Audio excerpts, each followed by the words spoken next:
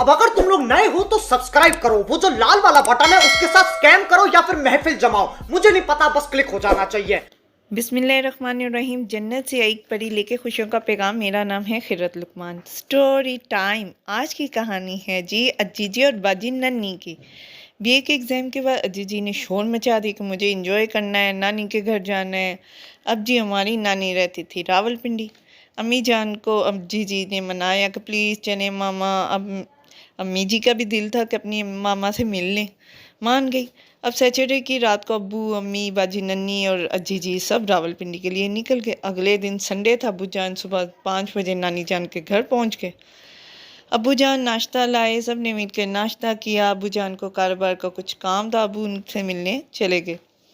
सारा दिन अम्मी जान के रिश्तेदार उनसे मिलने आते रहे। यूँ इस तरह उनका ना टाइम स्पेंड हो गया। अब रात को 9 बजे तो अब्बू ने अम्मी से कहा कि चलो अब घर चलते हैं, लेकिन अज्जी जी और नन्नी बाजी नन्नी ने कहा कि नहीं, हमने तो रहना है।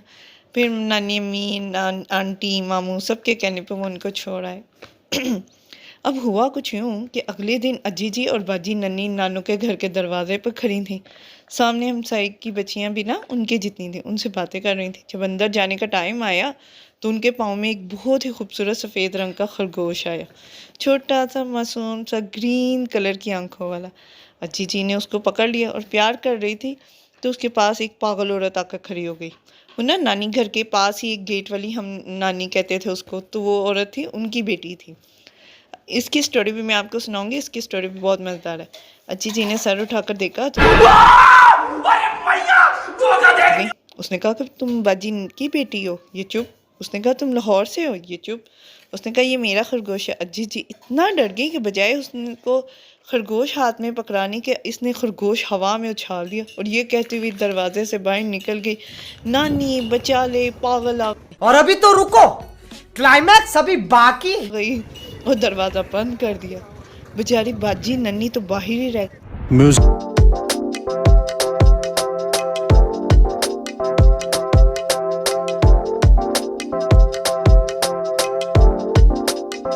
ने ये सुना तो बाजी नन्नी से कहा कि ये मुझे पागल कह रही थी। बाजी नन्नी का मुंह खुला ही रह गया। कहा मुझे नहीं पता। पगली ने कहा ये तुम्हारी बहन है। इसने कहा नहीं नहीं। यानी जान इतनी अजीज थे कि बहन मानने से इनकार कर दिया। बाजी नन्नी पहले तो आराम से दरवाज़ा खटखटा रही, फिर तो इसने ज़ोर से घंटी पर हाथ रख दिया। कहने लगी वो कहाँ गए। इसने कहा देख के आती हूँ। बाजी नन्नी घंटी बजाने पे आंटी ने जैसे दरवाज़ा खोला तो बाजी नन्नी भी ये कहती हुई भागी, नानी बचा ले पागल से। ये सुनना था कि पगली ने ईंट पकड़ी और इनके पीछे नानी के इर्द गिर्द दोनों घूमने लगी और पगली ईंट से इनके साथ बॉलिंग कर रही थी। कौन है ये लोग? कहां से आते हैं ये? वो ईंट मारे, इनको न लगे, फिर उठाए, फिर इनकी तरफ फेंके। नानी जान को ये परवाह नहीं था कि मेरी नवासी को लग जाएगी।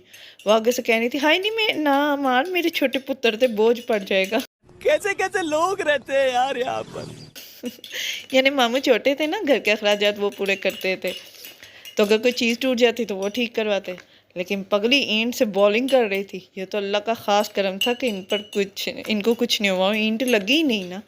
ये दोनों एक ही बात कह रही थी, नानी बचा ले। फिर ये दोनों नानी के स्टोर में भाग गई। पगली नानी का दरवाज़ा तोड़ने में लग गई। नानी ने फिर उसकी अम्मी को बुलाया और वो गेट वाली नानी आई और उसको लेकर गई। उनके जाने के बाद अज्जी जी ने कहा, नानी आपको हमारी परवाह नहीं थी, ये फिक्र थी कि हाय मेरा छोटा पुत्र, ना मेरी बेटी, मैं तो उसको रोक रही थी। कहने लगी ना नानी हमने खुद सुना था। बाजी नन्नी कहने लगी तुम मुझे क्यों छोड़ के आई थी। अज्जी जी कहने लगी मुझे क्या पता कि तुम बाहर रह गई हो। फिर सब हंसने लगे। जब अज्जी जी ने ये कहा ना कि मैंने अब घर जाना है, मैंने वापस जाना है, मैं नहीं अब रह रही, तो सारे हंसते हुए। फिर अब्बू का फ़ोन जब गया तो कहे अब्बू मुझे ले जाओ। आपको ने मुझे ये बताना है कि आपको मेरी स्टोरी कैसी लगी जब अज्जी जी ने कहा नानी बचा ले पागल आ गई। स्टोरी को लाइक करें, सब्सक्राइब करें और कमेंट्स में मुझे ज़रूर बताइएगा कि आपको मेरी स्टोरी कैसी लगी, ताकि मैं आपको अगली स्टोरी भी इंशाल्लाह ताला ज़रूर सुनाऊंगी। फिर दुआ में याद रखिएगा। अल्लाह हाफिज़।